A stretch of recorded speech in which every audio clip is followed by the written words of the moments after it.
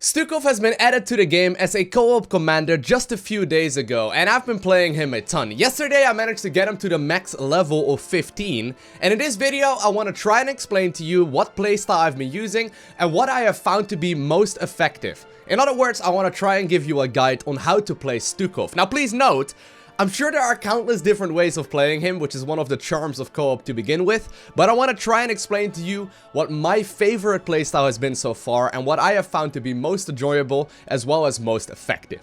In case you are unfamiliar with how Stukov works, he is sort of like a mix between a Terran commander and a Zerg commander. He's obviously an infested Terran nowadays. He's recommended for experienced players, but the second point right here is by far the most important. You overwhelm the enemy with hordes of infested forces, and that's exactly what I have been focusing on as well. As far as the units go that we're going to be running with today, we will only be focusing on the first two right here, and for good reason that I'll explain in just a little bit. We're going to be focusing on the Infested Civilian, a general purpose infested infantry unit that can only attack ground, and we're also going to be making Infested Marines, general purpose infested infantry unit that can attack ground and air units. Now, like I said, I am currently at level 15, which is the max level, so I've got all of the upgrades and whatnot unlocked as well. Obviously, if you are in one of the lower levels, you're going to have to adjust the playstyle just a little bit, but in all honesty, you can run this from level 1 just fine. It's exactly what I've been doing for the most part, and it works just fine. For those interested in my mastery point selection, I decided to go with the army unit Alive Regeneration, which is just straight up better with the unit composition we're running, with the Apocalypse cooldown reduction, which is 3 seconds for every point you spent in it, rather than a 2 from the Alexander, which seems to be stronger all around. And then for power set 3, I've got the Infested Infantry Duration, which is the straight up better perk, once again, for the set of units that we are running.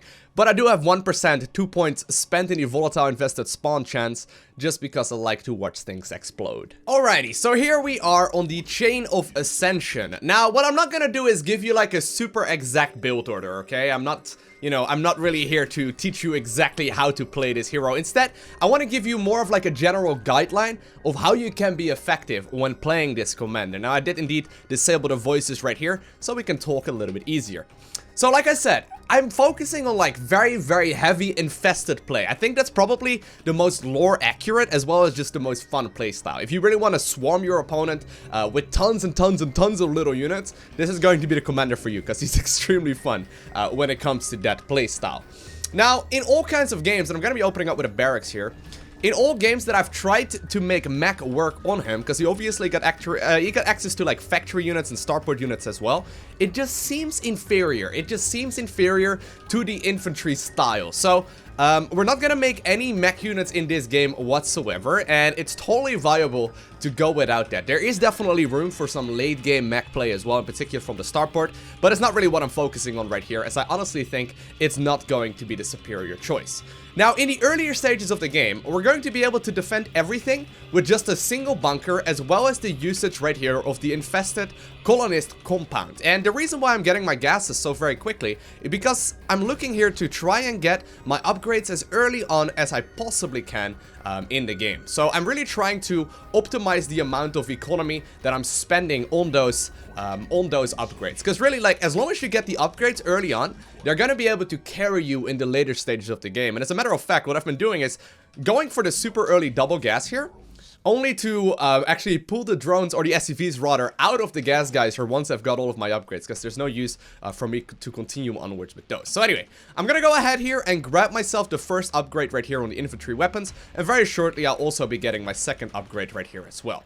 In the meantime, once I've got the resources for it, I'm gonna get my early game bunker. Now, of course, I'm going to be spawning infinite amounts of units. Once again, if I wanted to be really efficient, I could turn off the auto cast here and basically put that on a manual cast, but I don't think we really need to. I'm just simply going to go ahead and put down the infested bunker and rally my infested colonist compound just across the map to where the enemies will more than likely engage from. Now, I'm going to be starting up my +1/+1, and I'm going to keep on making the SCVs here.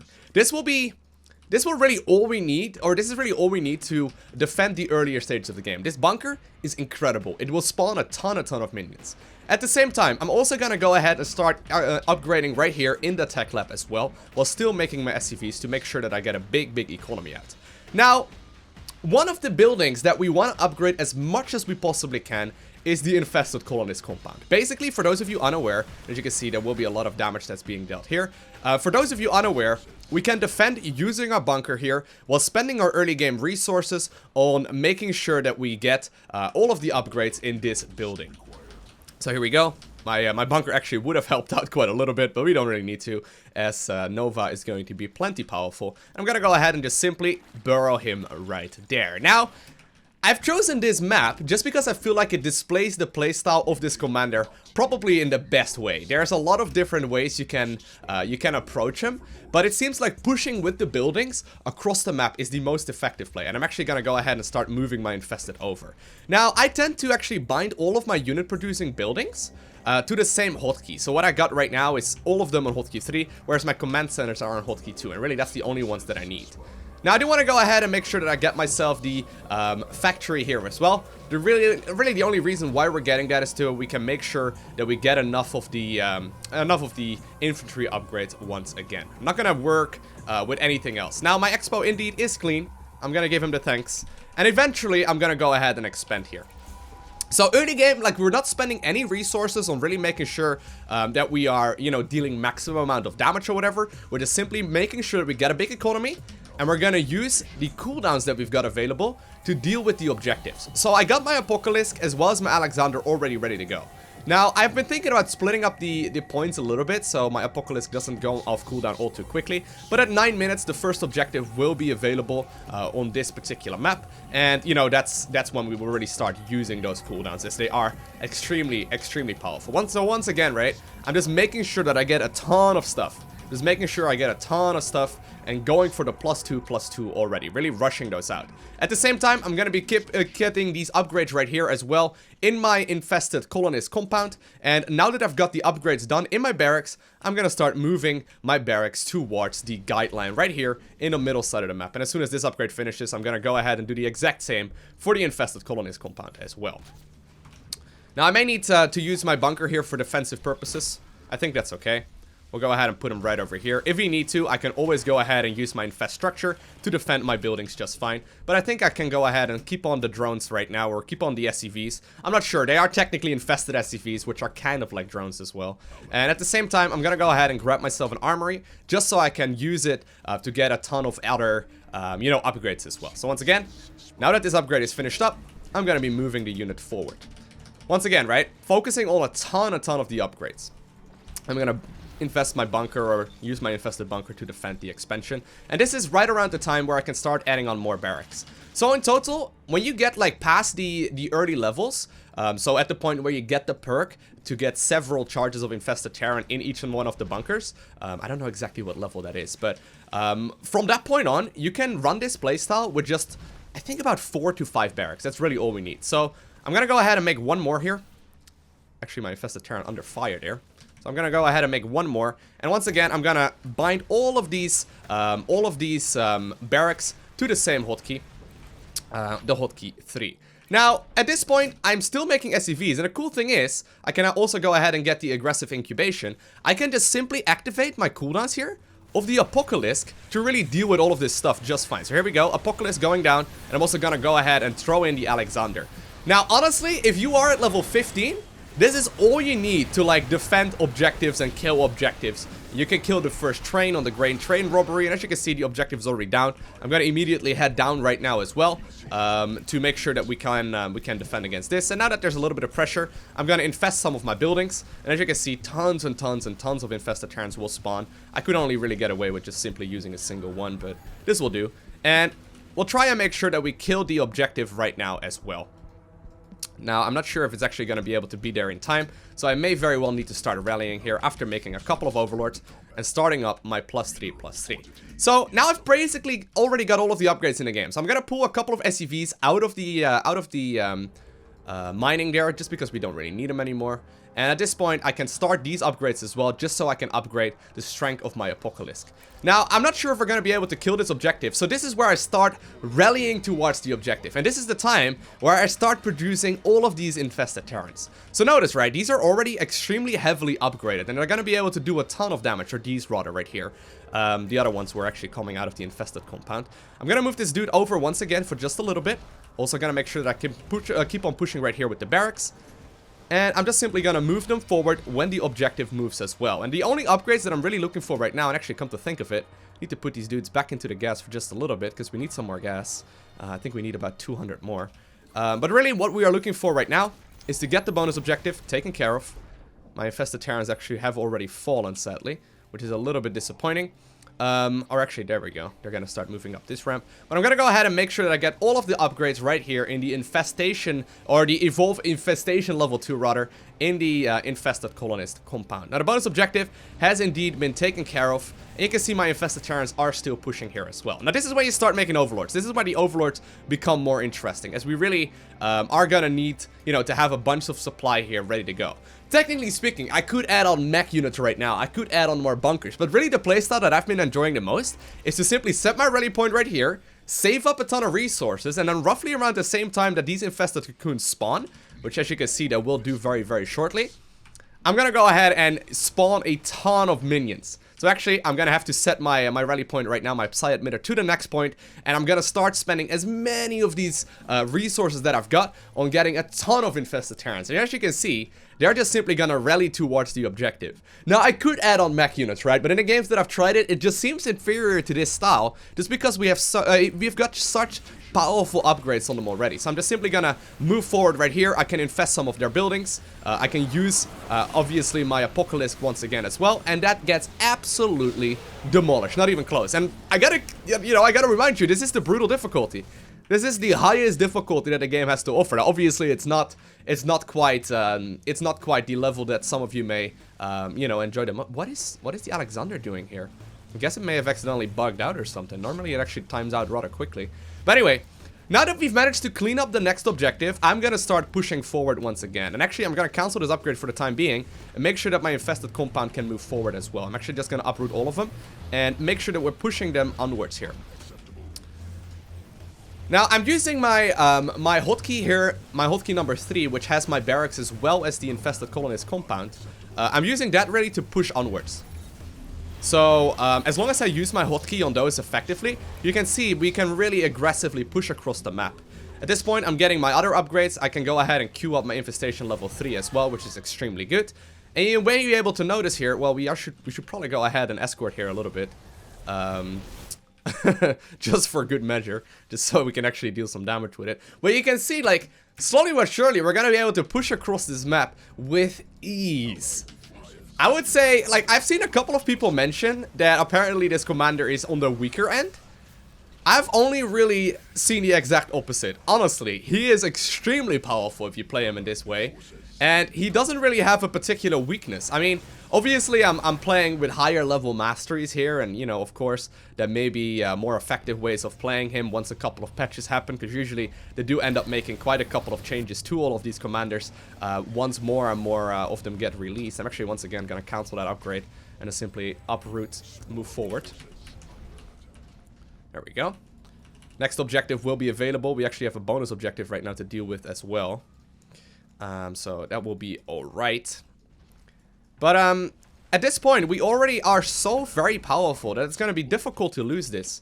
I can once again use my cooldowns here. I'm going to start rallying a ton of minerals or a ton of units across the map. You can see, every single time with 5 barracks, I can just spend like 2,000 resources to get to the objective with relative ease. And I can go ahead and once again use my Alexander for every single objective that we've got. And it's just simply dealing so much damage. And everything is getting absolutely massacred. And right now, I'm actually going to continue onwards towards the bonus objective as well. My minions will eventually kill this. I can infest these structures whenever we need to, which is going to spawn a ton more infested lings. And I gotta be honest, it's just so much fun. Like, it's so much fun. Like, it's not particularly APM heavy, right? You can see, like, obviously, if you're gonna be playing mutation missions or something, it may be a little bit more tricky to make it work. You may have to adjust the strategy slightly.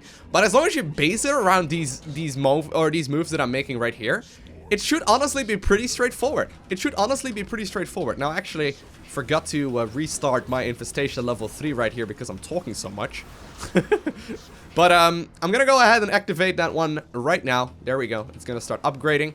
And with that bonus objective taken care of as well, we're just simply gonna be able to rally across the map. Now, technically, right, I could add on mech units right now. You can see I start floating quite a lot of gas, and I should have probably pulled these dudes out of gas a little bit sooner.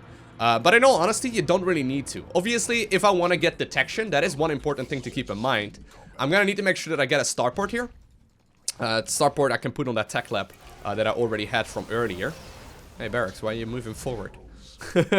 But obviously, as long as I need to, or as long as I want stuff to move onwards, I definitely will have to make sure that I got, you know, those units coming in. But really, like, you could get some of the Stargate units, or the Starport units rather. They're very, very good as well, and they do a lot of damage. The interesting part though is to just simply play him like this. I mean, he is an infested Terran, right? If I wanted to, you know, play a more active army, I could most definitely run with someone like Kerrigan or Zagara or whatever. If I want to play with a ton of small little minions, I feel like this dude is probably the best. And I'm always terrified of forgetting upgrades, and technically speaking, I could go ahead and grab these ones right here for either the Queens or in particular the Banshees. Those seem to be really, really cool. But once again, they require a ton of babysitting. They require a lot more control than some of the other commanders in the game. And you know, in most scenarios, I just think it's more fun to play him in this way instead. If you want to, though, if you enjoy playing a more active style, you could definitely add on those Stargate units as well, and I can make some right now if I wanted to. But really, like, in between these waves, right, I'm just making sure that I'm saving up resources. I'm just making sure that I'm not spending all of it, because if I do, I'm not going to be able to have enough here for when the objectives actually activate. Now, we should really go ahead and yeah, there we go. They're gonna spawn here eventually, and I can go ahead and use my my big minion once again, activate his abilities as well. But you know, it really depends on your playstyle. As you can see, like every single time in between the waves, I'm saving up my resources so I can activate it as soon as all of my objectives all of a sudden spawn again. I'm gonna be able to pop all of my cooldowns and spawn a ton of minions. And as you will be able to see here very, very shortly, these infested Terrans will absolutely murder everything. We get some overkilling going on right now as well, because we are just simply rolling through this one. And I think as long as we escort right now to safety, and as you can see, Nova's even gonna go ahead and use her nuke here, we're gonna be a-okay, and we'll be able to push Gennara's opponent in the pit. So, a very, very fun hero to play. I absolutely adore playing him, and as long as I can give it a try once the mutation missions hit as well, as long as he's like a commander that actually works against that mutation mission, and you know, the enemy's minions, for example, don't benefit from your minions dying, like we've seen so many times, you know, where enemy minions, for example, get stronger, like a mutator is to make the enemy minions stronger when they deal damage. I mean, in that scenario, obviously, Stukov is going to be absolutely horrible. But if you benefit from having a massive army, right? And I mean like a huge army that you can control all over the map, and you can push with the barracks like I am doing right here, he is extremely good. Now, some of the maps, actually, I didn't cover that just yet, but on some of the maps, like for example, the Great Train Robbery, the ones where you actually, it's not called the Great Train Robbery, it's Oblivion Express, I think that's what it's called, where you have the trains that are moving across the tracks.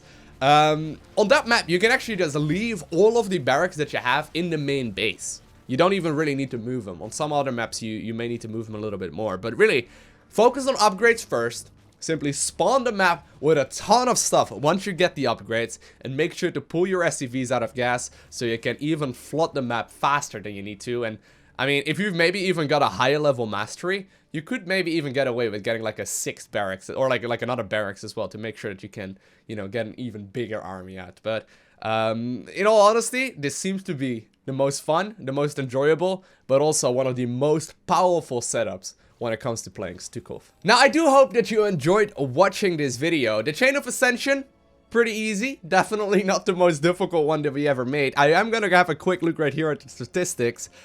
Yeah, look at the amount of units that we produced, opposed to, for example, Nova. Now, Nova, obviously, the commander that produces probably the least units, except for maybe Carracks or something, but we produced 1.6 thousand units here, like 1,600 units here in total. And it becomes really, really enjoyable when you just simply look at the minimap and you see like the swarm of infested moving across the map. So my advice to you is, Forget about the mech units. Don't focus too much on the factory and the starport units unless you absolutely want to and you want to give them a try, because the infested are just simply the more powerful option. Now, if you haven't already, make sure you hit that like button down below. And if you want to see more, make sure you subscribe so you get a notification as soon as I upload more. And while you're at it, you can follow me on Twitter, Instagram, and Facebook. Links are in the description of this video. And you can keep up to date with everything that I do. But anyway, I want to thank you very much for watching. Have an amazing day. Do not forget to smile, alright? And I'll see you in the next one.